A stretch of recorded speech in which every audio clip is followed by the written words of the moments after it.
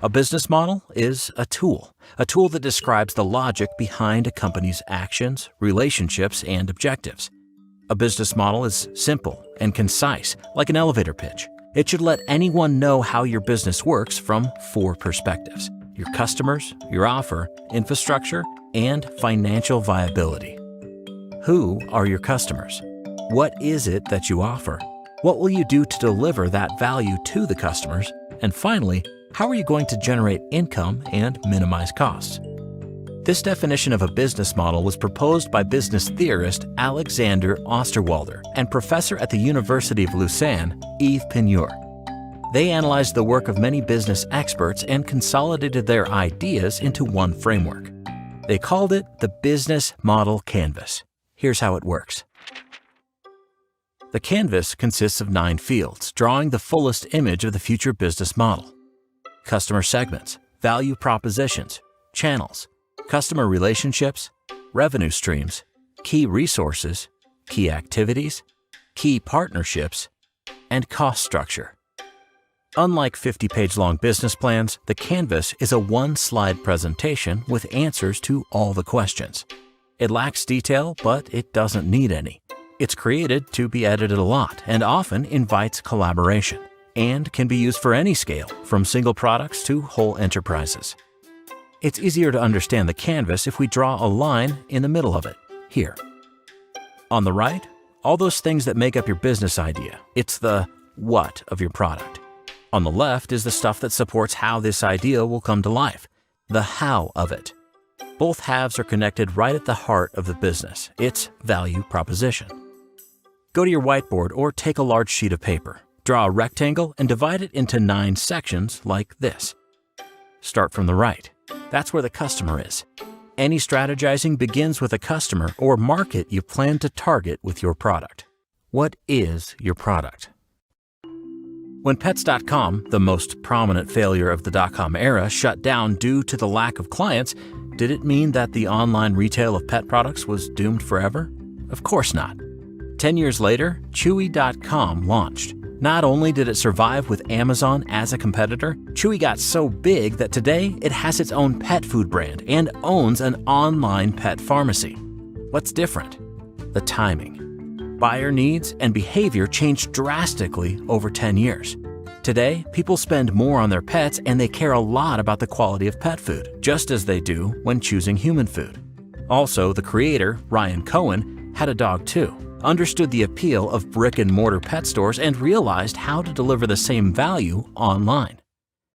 What is a value, essentially? It's either quantitative, like offering a better price, or qualitative, as in a high-class customer experience. If your service is unique and new, that's also a value.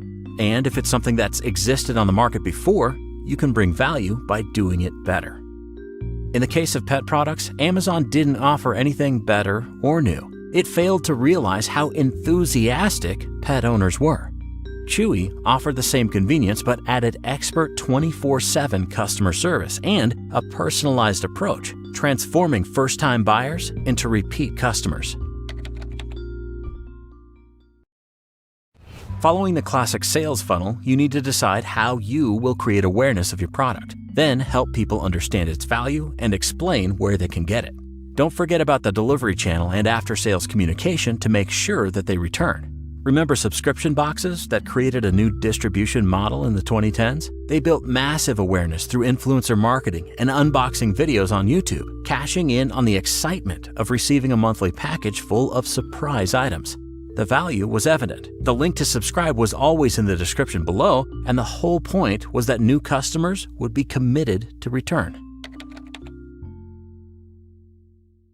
What makes customers return? Personal communication.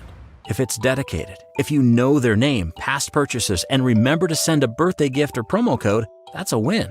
But how do some brands create lifelong customers without ever speaking to them? Recommendation services like Netflix or Spotify imitate personal relationships by showing that they know a lot about you. Losing this connection and starting to use Apple Music, for example, is too much of a hassle, as you have to build that relationship all over. Another option is providing a platform for different users to build relationships among themselves. BuzzFeed's cooking website, Tasty, has a tips section for each recipe, allowing people to engage with each other while the brand focuses on creating more content. And of course, you can engage users in co-creation. On Goodreads, book reviews are one of the most essential features, and they are written entirely by users. Users can add friends, create and share book lists, making the website alive and creating more value. But Goodreads and Tasty are free, so they have to figure out their revenue streams. Tasty sells kitchenware, cooking books, meal kits, and even produce.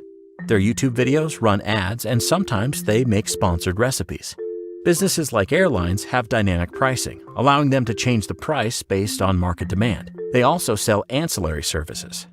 In their turn, flight booking websites like Expedia survive the competition by making prices lower, but they end up in profit thanks to unique resources.